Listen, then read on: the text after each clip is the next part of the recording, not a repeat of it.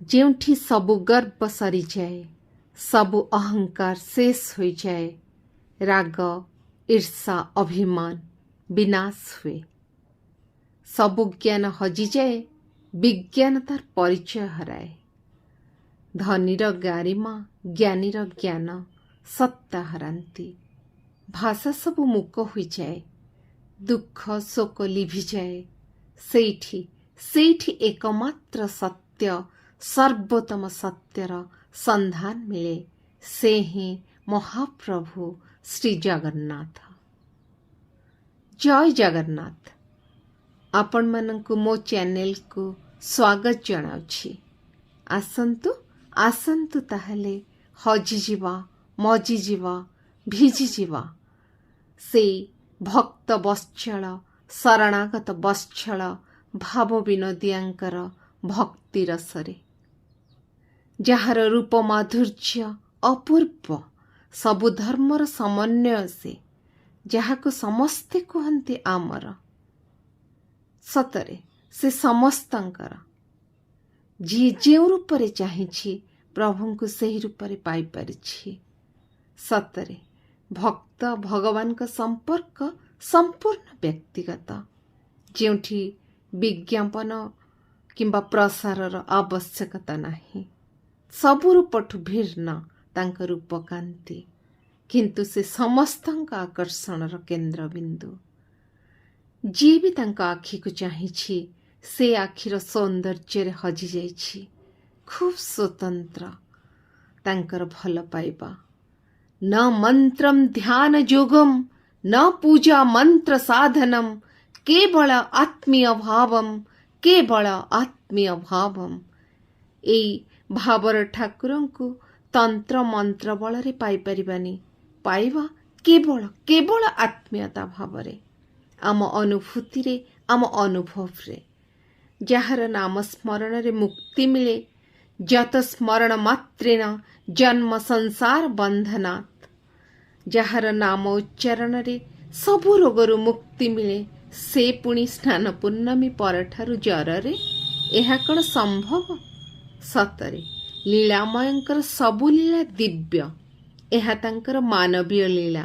ସେ ଆମ ସହିତ ଅଭିନ୍ନ ହୋଇ ରହିଛନ୍ତି, କିନ୍ତୁ ଆମେ ଅନୁଭବ କରିପାରୁନେ। ଆମର ଜାତି, ସଂସ୍କୃତି, ପରମ୍ପରା, ବୃତ୍ତି, ସମାଜ, ସାହିତ୍ୟ ସବୁକିଛି ଜଗନ୍ନାଥମୟ। ଓଡ଼ିଶାର ସଂସ୍କୃତି ପରମ୍ପରା ଜଗନ୍ନାଥଙ୍କୁ ନେଇ ସମୃଦ୍ଧ।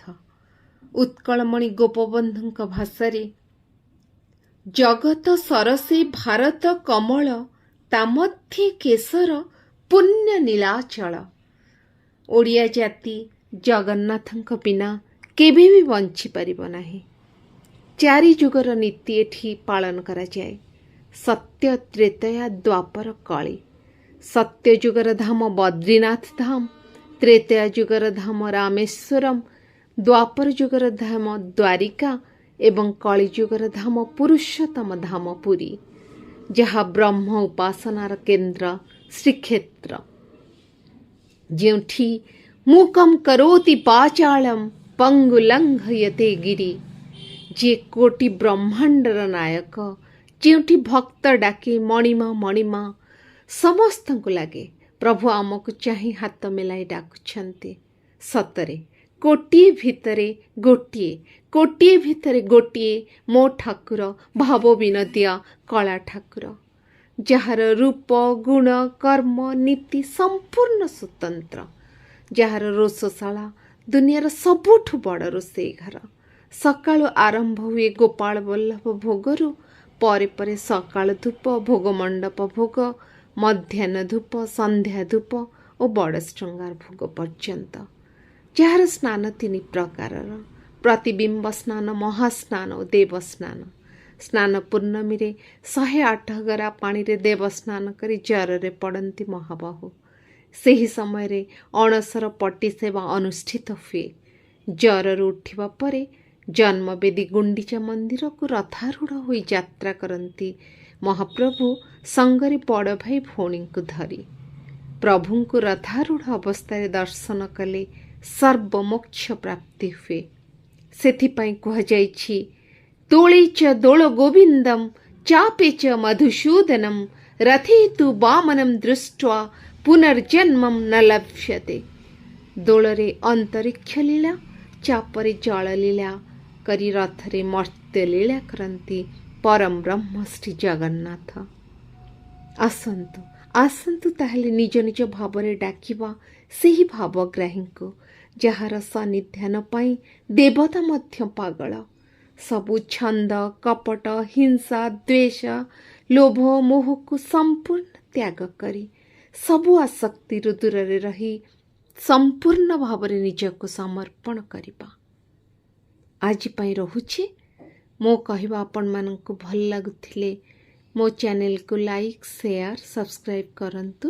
ଧନ୍ୟବାଦ।